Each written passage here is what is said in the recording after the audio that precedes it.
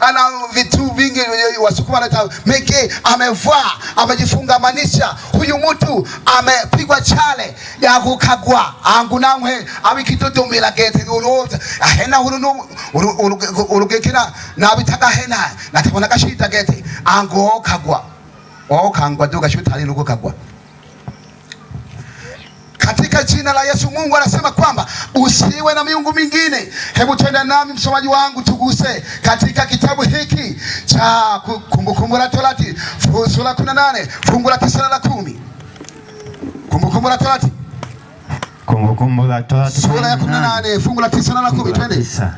Biblia inasemaje? Utakapokwisha kuingia katika nchi yako akupayo Bwana, anayokupa Bwana Mungu wako, usijifunze kutenda kwa mfano. Sikiliza, usijifunze kutenda kwa mfano wa machukizo ya mataifa yale. Wa machukizo ya mataifa.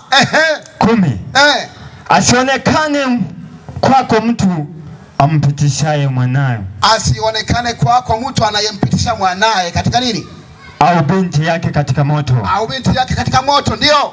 Wala asionekane wala atazamaye bao. Wala mtu atazamaye nyakati mbaya. Wala mtu anayetazama nyakati mbaya. Wala mwenye kubashiri. Wala msihiri. Twende msomaji 11. Wala mtu alogaye kwa kupiga mafundo. Wala mtu anayeloga kwa kupiga mafundo. Wala mtu apandishaye pepo. Wala mtu anayepandisha pepo. Wala mchawi. Wala mtu awaombaye wafu. Sikiliza, wala mtu awaombaye wafu. Jamani, hapo shikilia, pigilia msumari wa nchi 6 hapo. Wala mtu awaombaye wafu. Leo dunia nzima watu wameingizwa mkenge. Jamani, mimi nikifikiria hapo naumia sana. Dunia nzima imeingizwa kwenye mtandao ambao wanafikiri kwamba ni mtandao wa leo. Kumbe ni mtandao wa miaka nenda rudi. Watu leo wanawaomba wafu kupitia ujenzi wa nini? Wa makaburi. Wapendwa, hili jambo limetendeka duniani kote. Nenda wendako watu. Siku moja nikamuuliza ndugu yangu, hivi una faida kujenga makaburi manake nini? Nasema kwamba tunajenga makaburi ili kwamba tunapopata shida iwayo yote ya kusaidia wana hawa ndugu zetu. Unanielewa? Tusije tukahangaika kwa watafuta tujue hili ni kaburi la Sameka hili. Tuende moja kwa moja, tusihangaike. Kumbe kuna ibada mule zinafanywa. Halafu angalia kitu hiki. Watu leo wana vitu wanavyovaa. Samahani sana ukiwa na kitu ulichovaa usihofu. Sina ugomvi na wewe. Ninasema tu kuhusu habari za neno la Mungu. Haleluya. Usijihisi ukasema na hayompe roho. Watu leo wanaingizwa mkenge, wanaambiwa kwamba hata mimi nimepitia huko. Ninayesema nawe hapa na mimi nimepitia huko. Hii imenihusu zaidi ndani ya maisha yangu. Watu wanaambiwa kwamba eritendere yabatale, eritendere yabubote, erimpa lyantoke nichimu lyabupogere. Simu nafahamu. Kwani nanga kwa batale kwa itakine kako kimwe kwa nanga kwa ino. Fikiria kutoka babu mpaka leo hii nanga kwa ino kwene kutana malaga. Watu wanadanganywa. Kwanza angalia kile alichokivaa mtu ni nyaya za umeme. Mnanielewa? Ni nyaya za magari. Tuko pamoja? Halafu mtu anadanganywa kwamba akaenda yakabatale. Moja, swali. Gari hili limeundiwa Ujerumani. Halafu wewe uko Tanzania. Watale wako wameendaje Ujerumani wakaja Tanzania wakakupatia vitu hivi? Uone kwamba ni chanja tu ya ibilisi. Angolia watale wakati chupa tu fulani kimetolewa kikatengenezwa, wataalamu wanajua kupamba vizuri kikawa na matuta mazuri. Angolia watale. Wapendwa, ibilisi anachezea akili za watu. Na watu wanaamini hivyo. Hata mimi nilikuwa naamini hivyo. Yesu akanitoa huko. Haleluya. Nilikuwa naamini hivyo. Eti watu wanaamini. Kwa sababu unajua imani ni kitu cha ajabu.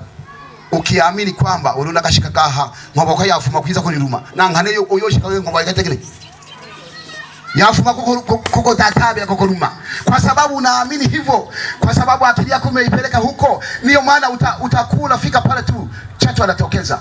utakuwa unajiangalia kweli, kwa sababu ya imani. Mungu anaangalia imani, na Ibilisi alipojua kwamba Mungu anaangalia imani, na Ibilisi naye akaleta imani yake ili watu nao waangalie imani ya Ibilisi, asionekane mtu.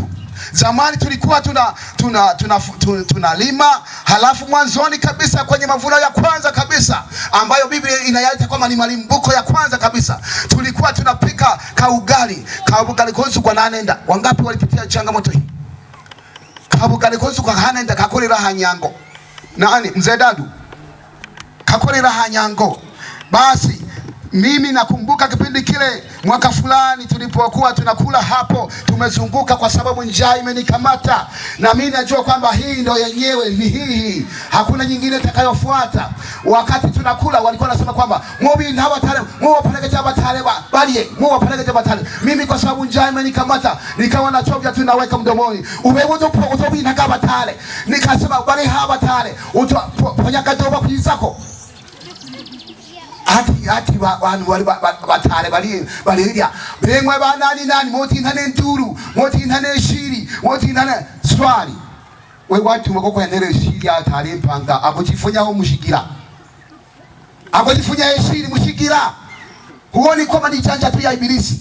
Watu wamekubali wakaingirika, shetani akawakamata. Watu wanaamini hivyo. Ndio maana leo hii nenda uendako, watu kwa sababu ya imani hizo, mtu anaweza ango aliko yewalina akaenda kakinde kakitoa akaenda ule mulakinde kitoka masanzu konto bashi mwamalaka wakienda kukaita masanzu konto kosa labana nokutana balenga kwa kanisa katani masanzu konto kapelaka, kwa sababu wanaamini hivyo. Lazima Ibilisi atende kazi yake, maana watu wanaamini hivyo. Lakini kama utakataa, mimi kijana wangu wa kwanza alipozaliwa pale Imani mwaka wa 94,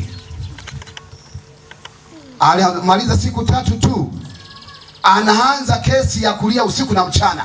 Hasa usiku yeye ni kulia, mimi na mama ni kupokezana kama mwenge wa uhuru wa Jamhuri ya Muungano wa Tanzania. Anabeba huyu, wanamaliza na kilima kana ngona mbele hoyi na ano kanale katoto kanalia usiku kucha. Kaka yangu akafika siku moja, mtoto wa mama mkubwa akafika, akasikia tu sauti ya katoto kanalia mle ndani. Hoti mkangwene we ahena wifungolie sho shemeji na wifungolie yo akanekeni kanele to kile yani umweleke kakena katrina wiki hangi makalele ya tubuchi kuna lini leta kile omweno yo wenda ale kwa batale likasema kwamba elina mwine chora kile ya batale na mwine kile ya kweli ya batale elina ya kwa mwinika amole chora ya batale kile ulecheza akogochera paka leo ikijana yupo. Haleluya. Hakuna chochote. Ibilisi anatikisa tu kiberiti che ajue kwamba kuna njiti ngapi. Ukisimama imara anakwenda zake. Haleluya. Amen. Lakini ukikubali kusema kagochagete na nganoruti wa kuzingatia kwa Ibilisi kenda kila hiyo.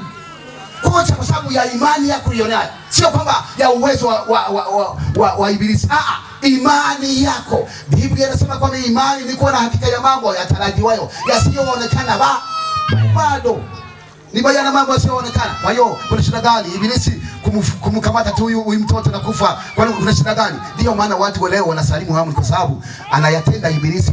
Bandu waleti meja bana wake tukalolo geti ama kwege naye na nyale ikena. Kumbe ni uadui wa ajabu. Usiwe na miungu mingine ila mimi. Twende msomaji wangu. Kimuti cha pili cha kukanyagia tunapenda mbinguni. Twende. Fungu la 4.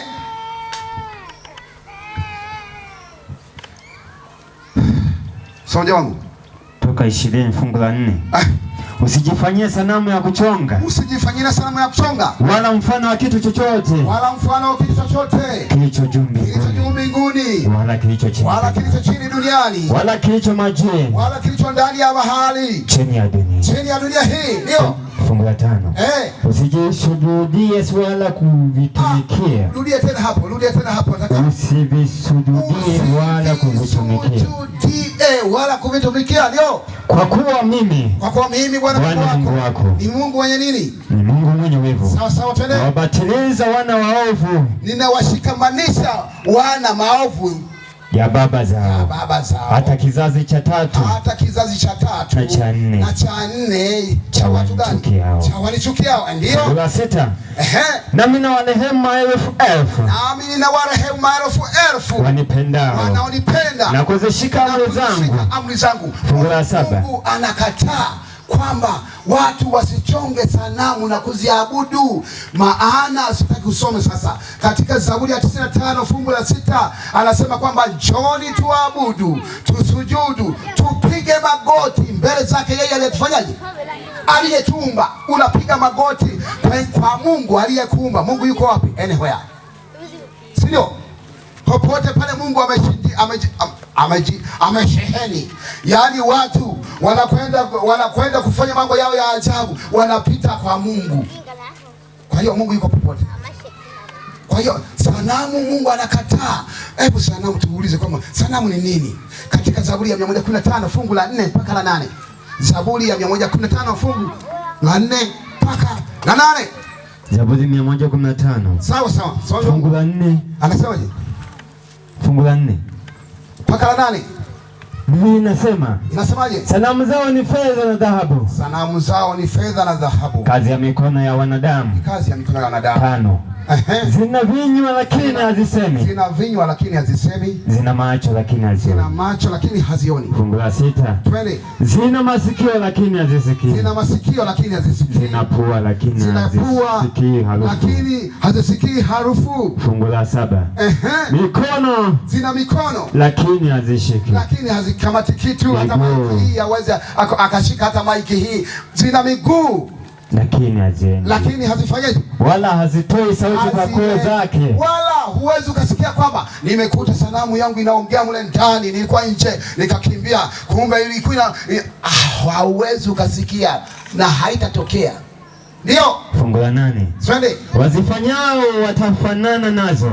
Biblia inasema kwamba wanaozifanya sanamu, haijalishi kwamba anayetengeneza ni Mkristo, haijalishi kwamba anayetengeneza mpagani, ila anayetengeneza ulebazuke ulebi ndabi yoshiko shasagala. Biblia inasemaje?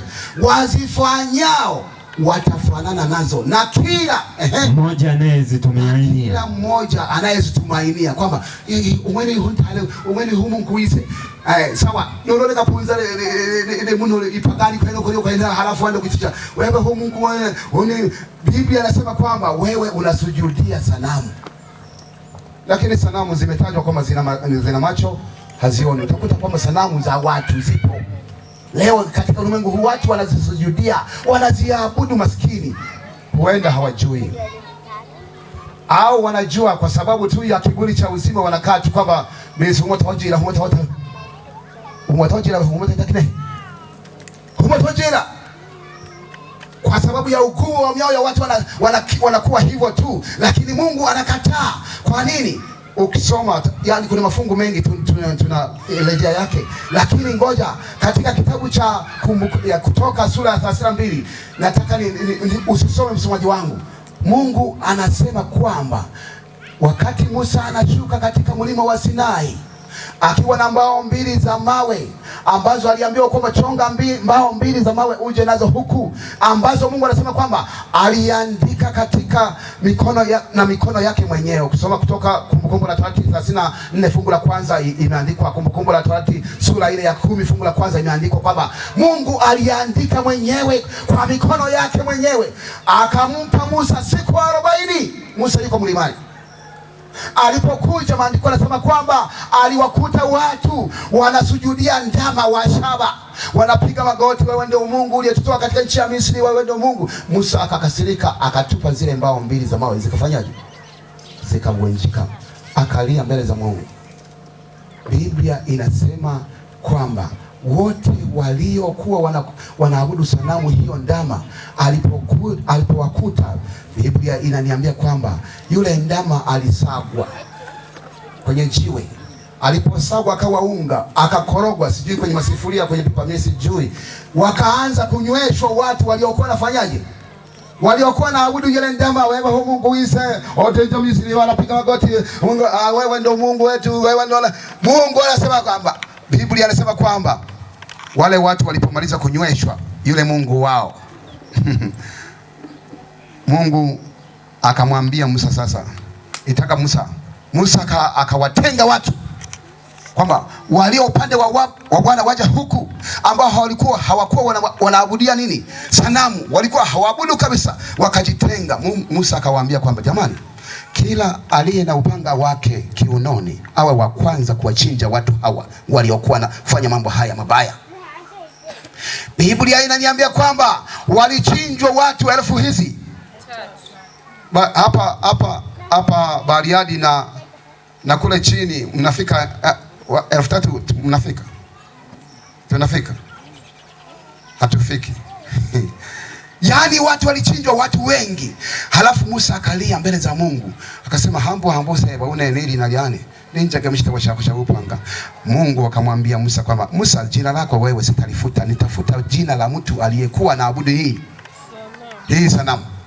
Kwa hiyo sanamu ni machukizo mbele za Mungu. Mungu anakataa. Kwa nini? Katika kitabu cha Ufunuo sura ya 22 fungu la 15 ana mambo ya kusema.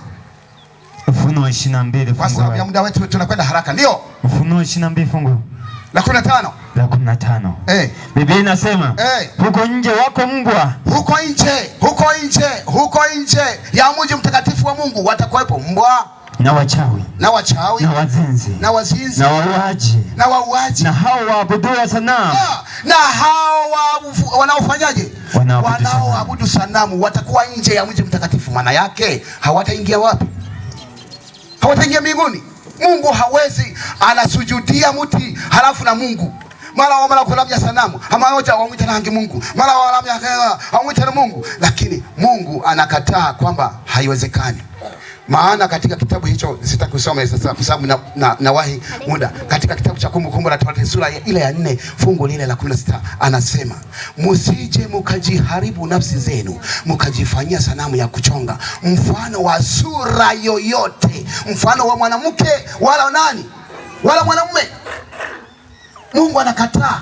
Haijalishi kwamba wanaabudia wapi. Nani amesema? Mungu anakataa sanamu zisiabudiwe. Hakuna mjadala kwa Mungu. Maana hizo amri Musa alipopewa zilimgharimu Musa kukaa mlimani siku ngapi? 80. Za kwanza Musa akapanda mlimani siku 40. Akawakuta watu wamechakachua mambo, wanaabudu ndama. Akavunjika. Mungu akamwambia tena, chonga tena ngapi? Chonga tena mbao 2 uje nazo huku tena. Na mimi nitafanyaje? Nitaandika sitagairi, sitalalamika sana. Chonga tena mbao. Kwa hiyo amri za Mungu ziligharimu siku 80. Eti amri zake zimegharimu watu siku 80. Mungu anaandika na mpa Musa.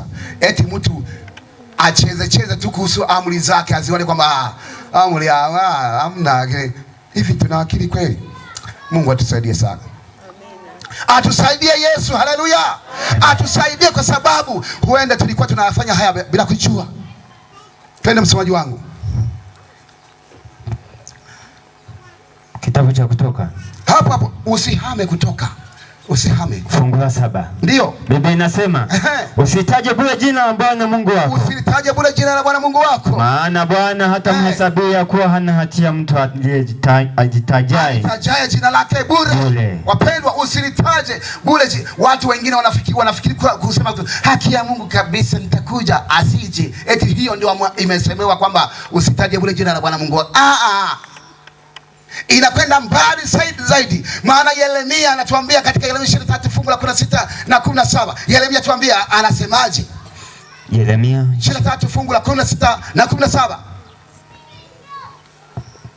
Yeremia 23 fungu la 16 na 17. 16 na 17. Biblia inasema, Bwana wa majeshi asema hivi. Bwana wa majeshi, tena sio mchungaji, tena sio katekista, tena sio padri, tena sio mwinjilisti. Anasema Bwana wa nini? Wa majeshi anasema hivi. Msisikilize maneno ya manabii. Sikiliza, msisikilize maneno ya manabii. Wakiwatabiria. Wanaowatabiria. Kuwafundisha ubatili. Wanawafundisha ubatili. Yani kufundisha ubatili ni kufundisha kitu ambacho hakipo. Wewe unakiweka unafundisha. Mungu anasema hivi, wewe unafundisha hivi. Ndio. Hunena maono ya mioyo yao wenyewe. Katika maono ya mioyo yao wenyewe. Yani wanafundisha watu wanavyotaka wao wenyewe ndani ya mioyo yao. Ndio. Hayakutoka katika kinywa cha Bwana. Tena sikiliza, mafundisho yanayotolewa hayakutoka katika